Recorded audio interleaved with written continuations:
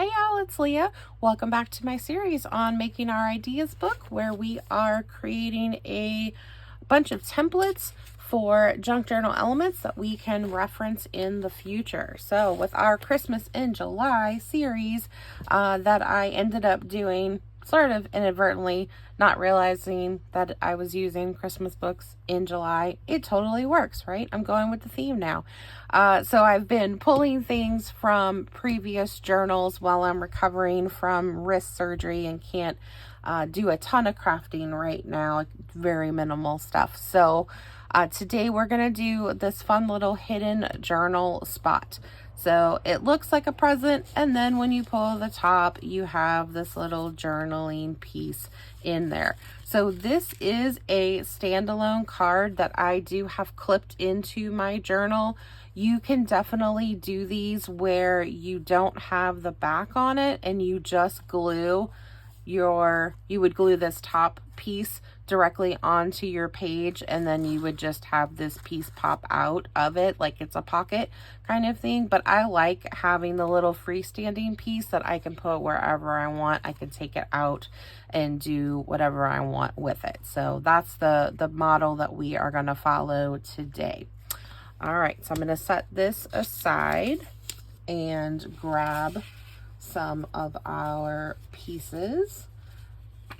So I did some cutting ahead of time to kind of show you what's going on. All right, so we are starting with 2 pieces of cardstock, and you just want them whatever your desired finish size is going to be, because this is your entire piece.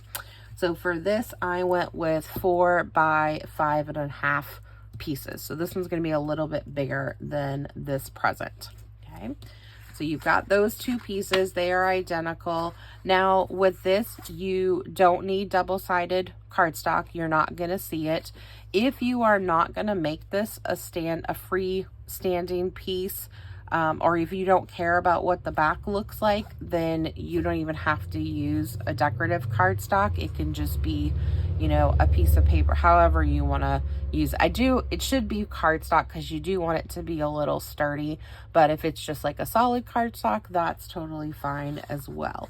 Okay, so you're going to take this and then you're going to cut off 1 inch off of the top. Now again, that is up to you. That's what I went with here because I feel like it gives you a good amount of space for you to pull on there, and it kind of keeps the proportions looking okay when you do pull it out, and kind of when you notice that cut on there. It's about 1/4 of the piece. So I just take about 1 inch off of that. Okay, so now we have this cut where we have our 2 pieces and we have cut 1 inch off of them. Yes, I did switch papers because I wanted to cut it, have it pre-cut so you didn't have to watch me do that and struggle with a paper trimmer right now. Okay, so we have that. Now we are going to we need our journaling piece. Okay, so on this one, I went with just regular, this is coffee dyed paper. It is a little flimsy and sometimes it can be difficult to get, especially if you pull it all the way out. It can be kind of difficult to get it to go back in. So I would recommend, if you have access to something a little bit heavier, that's what I would do in the future when I do this, and when I have made them again, I did use something a little bit heavier. So I have some parchment paper, and that is what I'm going to use. It's got a pretty good heft to it, and I think that's going to work out really well for this.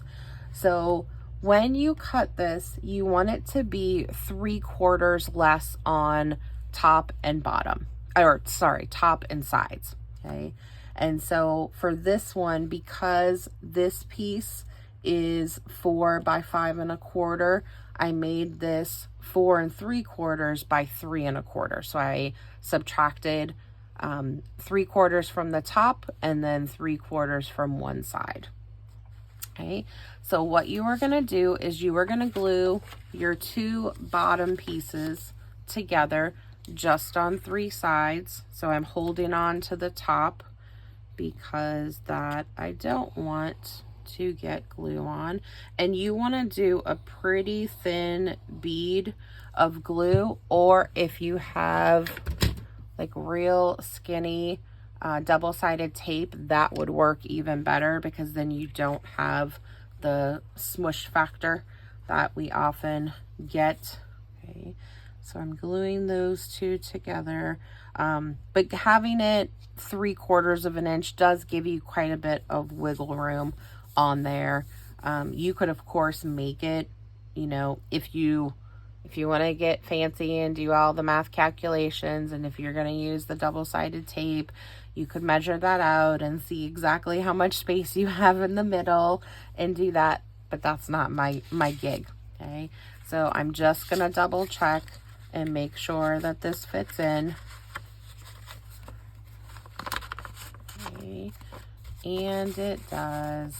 Okay, so that goes in there like that, and it doesn't have to go all the way. It actually won't go all the way to the bottom, and that's fine. Okay, all right, so now we're gonna take our, I'm gonna just set this aside. We're gonna take our two top pieces and we are gonna glue that together with this sandwiched in. Okay, so I'm just gonna put, basically gonna put glue all across this back piece. And then I'm gonna lay this, I kind of do it in the middle as far as for the sides, and then really about, you know, a third to a half of the way down. And then I'll add a little more glue to this part so that then we can stick this on here.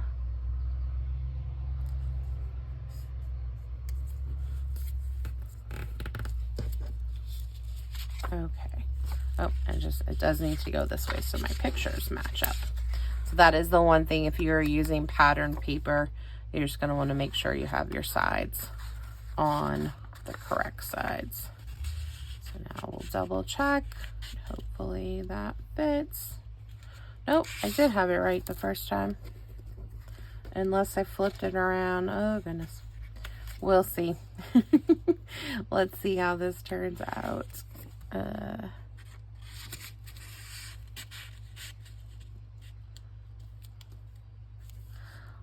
Well, I think I ended up getting my papers flipped around somehow, because you normally want your edges to match up like they do here, because you want it to be completely hidden. And yeah, I messed that part up, so not sure. Does that really work? Let's see, maybe I didn't.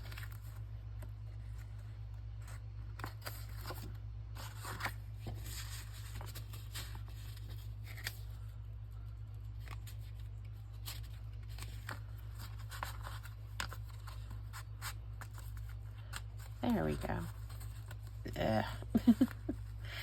I am quite ready to get out of this brace full time, because that is giving me a headache.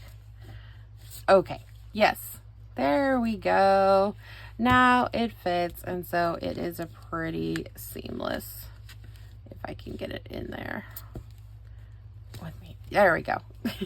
Okay, so now you can decorate it however you want, and then you have your little hidden spot for journaling. Okay, so we are taking our 2 pieces of cardstock.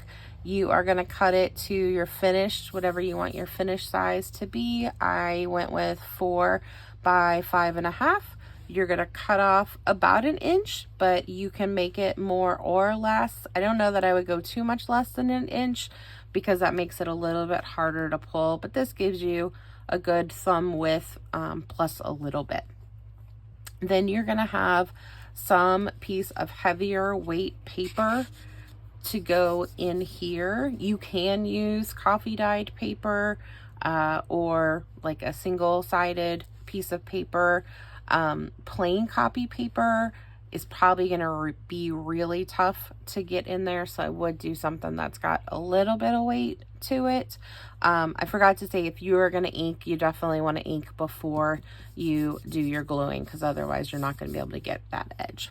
Okay, but you might not want to ink. I didn't ink on there because I didn't want to draw attention to the fact that there is a seam there. Okay, when you are cutting this piece of paper, you want it to be 3/4 shorter and 3/4 less on the width. And then you're going to glue your 2 bottom pieces together with just the sides and the bottom using a thin bead of glue, or some double-sided, real skinny double-sided tape. You're going to glue the top of your journaling paper to the top pieces, and then insert it into your bottom part, and then decorate as desired. Okay. So we're going to get this into our book. Grab all of our pieces. Thank you to everybody who has already subscribed. If you wouldn't mind liking this post, that would be super fabulous. It helps me out a lot. We are getting really close to having 1,000 subscribers, and I am just overwhelmed by that, and I can't thank y'all enough for watching and for the great feedback that y'all give me. I really appreciate it more than you know. This is not something I ever set out to do, and I'm really happy that it's being so well received. So I appreciate it. And I will do something fun when we hit the 1,000 mark. So we'll have some prizes go out, so that'll be cool. All right, so let's finish up on here. Do that there. All right. Well, I will see y'all next time. Bye, y'all.